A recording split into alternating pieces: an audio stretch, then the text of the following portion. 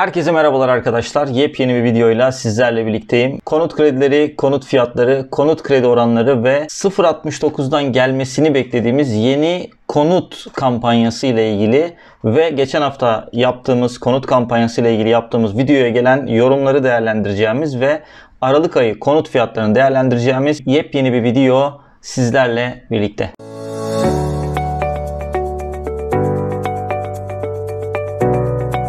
Evet, herkese merhabalar arkadaşlar. Yepyeni bir video ile sizlerle birlikteyim. Bildiğiniz gibi geçen haftaki videomuzda bu müjde konusuna değinmiştik ve birçok yorum geldi. Yorum yapan arkadaşlara çok teşekkür ediyorum. Ve yepyeni bir videoyla da sizlerle birlikte oluyoruz bu haftada arkadaşlar. Kanalıma abone olmayı unutmuyorsunuz. Çok büyük bir aile olduk. Gitgide daha da fazla kitlelere sesimizi ulaştırmaya başladık. Konut fiyatları ile ilgili ve konut oranları ile ilgili tamamen videolarımızı oluşturuyoruz.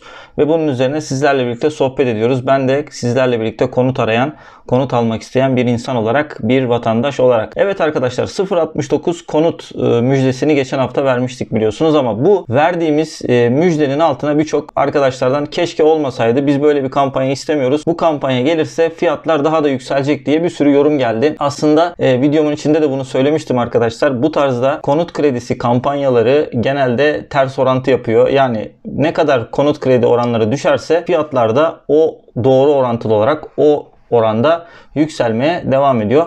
Yani bu kampanya gelirse şuna emin olabilirsiniz. Fiyatlarda %30, %40'lık artışlarla karşı karşıya kalacağımıza artık eminiz. Çünkü bunu tecrübe ettik arkadaşlar. Biliyorsunuz geçtiğimiz Temmuz ayında yapılan 0.99 kampanyasında fiyatlar birdenbire artmıştı ve bu da fiyatlara yansımıştı. Yani aslında şu anda ev almak isteyen arkadaşlar bu kampanyadan ziyade biraz kredi oranlarında hafif düşürme yaşansa, belki biraz daha alım gücünde artış olsa biraz daha iyi olur diye düşünüyorum. Çünkü geçtiğimiz yıllarda arkadaşlar biliyorsunuz 2 asgari ücret alan bir aile rahat bir şekilde bankadan gidip kredi çekip ev sahibi olabiliyordu. Ama artık şu anda asgari ücretlinin bırakın ev hayali kurmasını, yani kirasını bile şu anda ödeyemiyor diyebiliriz. O seviyelere geldiler. Çünkü Türkiye'deki ev fiyatları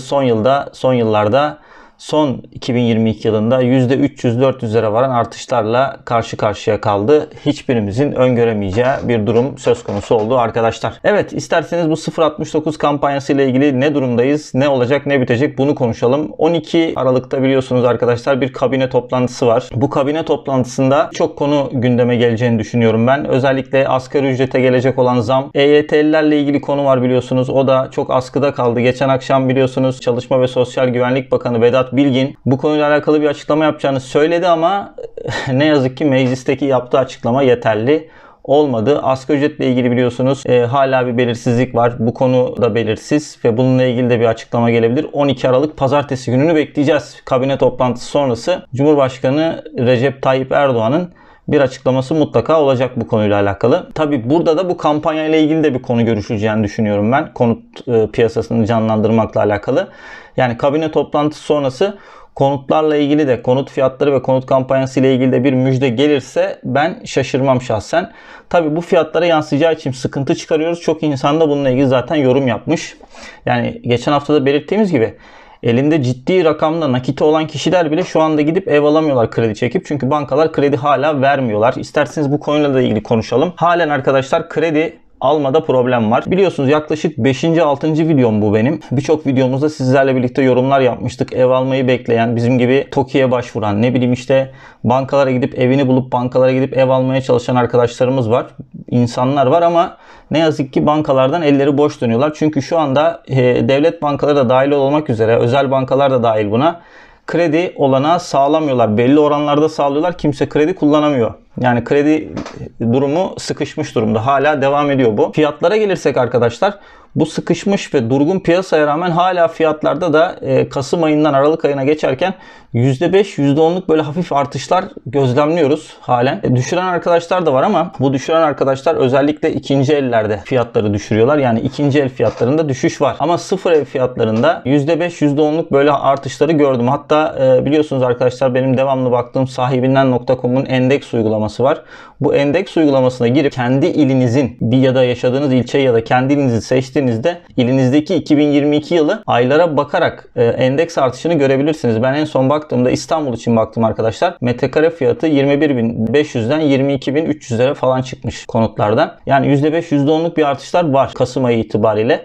Ama bu tam ters orantılı, satışlarda da bir durgunluk var. Yani bu durgunluk devam ediyor. Aralığın ikinci haftasına geldik arkadaşlar. Bugün 10 Aralık 2022. Artık yıl sonuna geliyoruz. Asgari ücret belli olacak. Asgari ücret belli olduktan sonra Ocak ayında yepyeni zamların geleceğini düşünüyorum. Bu zamlarla beraber tabii nereye gidecek, nasıl bir durum oluşacak bilmiyorum ama tabii o da soru işareti. Arkadaşlar bunun yanında biliyorsunuz TOKİ konut çekilişleri devam ediyor. Geçtiğimiz hafta Konya, Niğde, işte Kastamonu, bu bölgelerde TOKİ konut çekilişleri oldu ve il il bunlar devam ediyor çekilmeye arkadaşlar. Bu çekiliş sonuçlarında TOKİ yayınlıyor. Biz de TOKİ'ye başvurduk biliyorsunuz. Bakalım TOKİ'den ne çıkacak? TOKİ sonuçları tabii çıkıyor ama TOKİ'lerde de bir çalışma var mı? Başladı mı? Temeller atıldı mı? TOKİ ile ilgili konuyu da tabii araştırıyoruz arkadaşlar. Yorumlarınızı mutlaka bekliyorum bu videoma da. Dediğim gibi aralığın ikinci haftasına geldik. Videolarımız devam ediyor ve ev arayışımız da devam ediyor. Tabii ki birçok evi bulmuş olabilirsiniz ama fiyatlar dediğim gibi milyonlarda, hatta İstanbul'da şu anda ortalama ev fiyatları 4 milyon TL'lerde falan.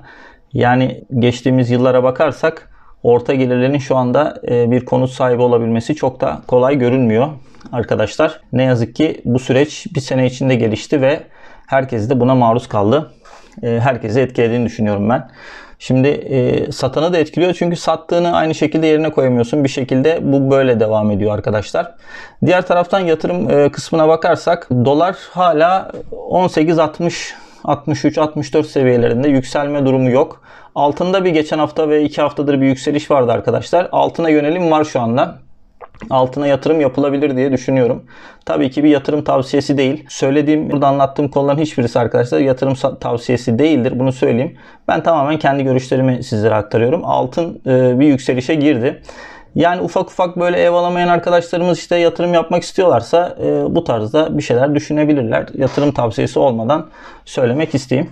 Ayrıca Euro kısmında da arkadaşlar bir yükseliş var. Euro'yu tutmuyorlar biliyorsunuz. Kur korumalı mevduatların tamamı dolar olduğu için Euro'da herhangi bir durum yok ama yine bir yükseliş var. 2023 yılı için tabii mutlaka onlarda da bir yükseliş olacaktır ama seçime kadar biliyorsunuz seçim sattım haline girildi artık. Bu saatten sonra ne olur ne biter onu da siyasilerin artık vereceği kararlar belirleyecek. Arkadaşlar konut kampanyasını takip etmeye devam ediyoruz. Bakalım 0.69'luk konut kampanyası gerçekleşecek mi? Gerçekleşince fiyatlar nereye gidecek ve konut sahibi olabileceğiz mi? Hafta hafta bunu incelemeye devam ediyoruz. Bu haftada gerçekten çok gelişmeleri takip edeceğimiz bir hafta olacak. Birçok konu var Türkiye gündeminde. 16 Aralık'ta biliyorsunuz Kasım ayı konut satış oranları açıklanacak. Bakalım konut satışlarında bir hareketlenme olmuş mu Kasım ayında, bunu göreceğiz. Önümüzdeki haftada artık bu videoda bunu anlatmış oluruz, önümüzdeki haftaki videomuzda. Arkadaşlar inşallah herkes dediğim gibi konutlarına ulaşır. Yepyeni bir video ile sizlerle olduk. Biz yine konuta ulaşamadık çünkü kredi oranlarının ve bankaların kredibilite durumlarının,